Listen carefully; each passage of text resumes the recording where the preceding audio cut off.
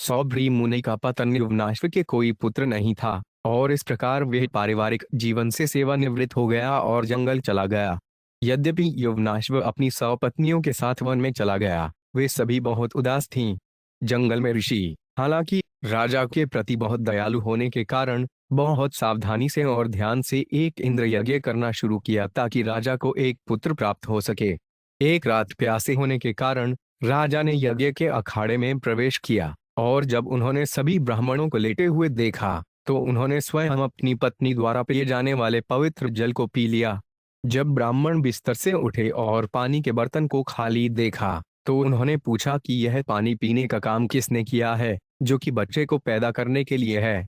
जब ब्राह्मणों को यह समझ में आया कि राजा परम से प्रेरित है नियंत्रक पानी पी लिया था, वे सभी चिल्लाए, काश! प्रोविडेंस की शक्ति वास्तविक शक्ति है, कोई भी सर्वोच्च की शक्ति का प्रतिकार नहीं कर सकता है। इस प्रकार उन्होंने प्रभु को अपनी श्रद्धापूर्वक प्रणाम किया। तत्पश्चात समय के साथ एक शक्तिशाली राजा के सभी अच्छे लक्षणों वाला एक पुत्र राजा युवनाश्व के पेट के निचले दाहिने हिस्से से निकला। बच्चा स्तन के दूध के लिए इतना रोया कि सभी ब्राह्मण बहुत दुखी हुए। इस बच्चे की देखभाल कौन करेगा? उन्होंने कहा। फिर उस यज्ञ में पूजे जाने वाले इंद्र आया और बच्चे को सुला दिया। मत रो, इंद्र ने कहा। तब इंद्र ने अपनी तर्जनी को बच्चे के मुंह में डाल दिया और कहा, आप मुझे पी सकते हैं। क्योंकि बच्चे के पिता युवनाश्व को ब्राह्मणों का आशीर्वाद प्राप्त था, इसलिए वह मृत्यु का शिकार नहीं हुआ। इस घटना के बाद उन्होंने घोर तपस्या की और उसी स्थान पर सिद्धि प्राप्त की। युवनाश्व के पुत्र मानधाता रावण और अन्य चोरों और दुष्टों के लिए भय का कारण थे, जो चिंता का कारण बने। भगवान के परम व्यक्तित्व की दया से युवानाश्व का पुत्र ऐसा था शक्तिशाली कि जब वह सम्राट बना तो उसने बिना किसी दूसरे शासक के साथ द्वीपों से मिलकर पूरे विश्व पर शासन किया। मानधाता ने शशबिंदु की पुत्री बिंदुमती के गर्भ से 3 पुत्रों को जन्म दिया। ये पुत्र थे पुरुकुत्स, अम्बरीश और मुकुकुंद, एक महान रहस्यवादी योगी। इन तीनों भाइयों की 50 बहनें थीं, जिन्होंने महान ऋषि सौभरी को अपने पति के रूप में स्वीकार किया। सौभरी ऋषि तपस्या में लगे हुए थे यमुना नदी के गहरे पानी में, जब उन्होंने मछलियों के एक जोड़े को यौन क्रिया में लिप्त देखा।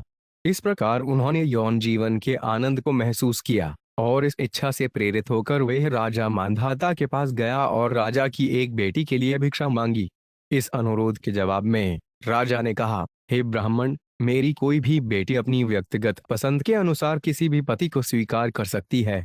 सौभरी मुनि ने सोचा, अब मैं वृद्धावस्था के कारण दुर्बल हो गया हूँ, मेरे बाल सफेद हो गए हैं, मेरी त्वचा ढीली हो गई है और मेरा सिर हमेशा कांपता रहता है।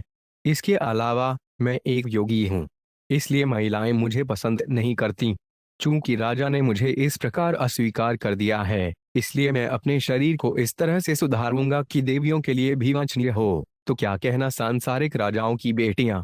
तत्पश्चात जब सौभरी मुनि काफी युवा और सुंदर व्यक्ति बन गए तो महल के दूत उन्हें राजकुमारियों के आवासीय क्वार्टर के अंदर ले गए, जो बेहद ऐश्वर्यशाली थे।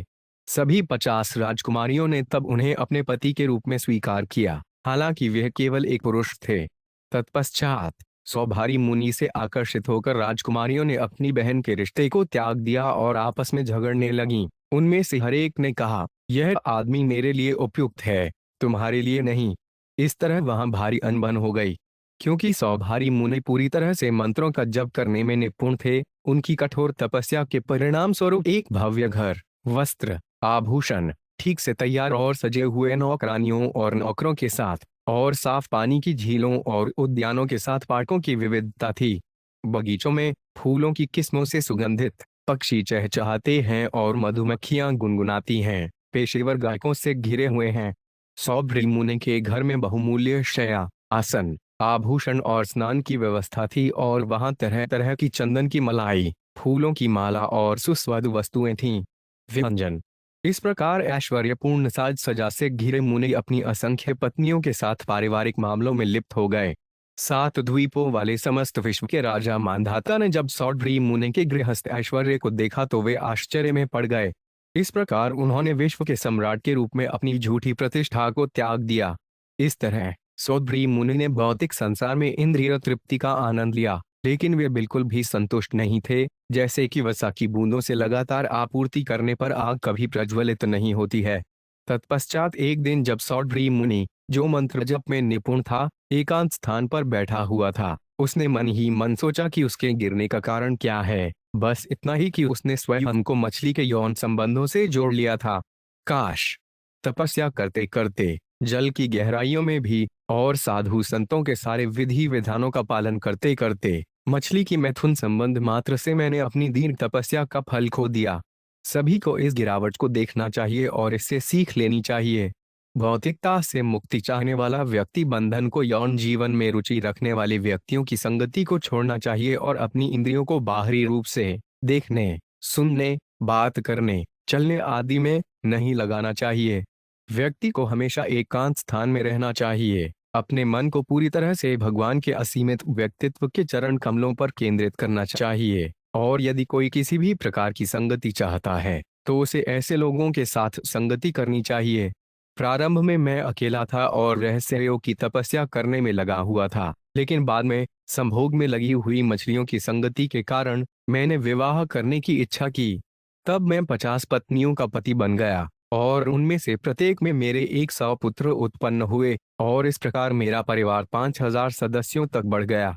भौतिक प्रकृति के गुणों के प्रभाव से मैं पतित हो गया और सोचा कि मैं भौतिक जीवन में सुखी रहूंगा।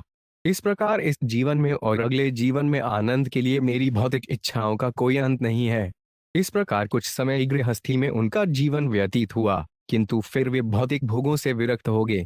भौतिक संगति को त्यागने के लिए उन्होंने वानप्रस्थ आदेश स्वीकार किया और वन चले गए। उनकी समर्पित पत्नियों ने उनका अनुसरण किया। उनके लिए उनके पति के अलावा कोई आश्रय नहीं था। आत्मज्ञानी सौड्री मुनि जब वन में गए तो उन्होंने घोर तपस्या की। इस प्रकार मृत्यु के समय अग्नि में उन्होंने अंततः स्वयं को पूर्ण पुरुषोत्तम भगवान की सेवा में लगा दिया। हे महाराज परीक्षित, अपने पति को आध्यात्मिक अस्तित्व में प्रगति करते हुए देखकर सौभारी मुनि की पत्नियां भी उनकी आध्यात्मिक शक्ति से आध्यात्मिक दुनिया में प्रवेश करने में सक्षम होगी, जैसे आग बुझने पर आग की लपटें शांत हो जाती हैं।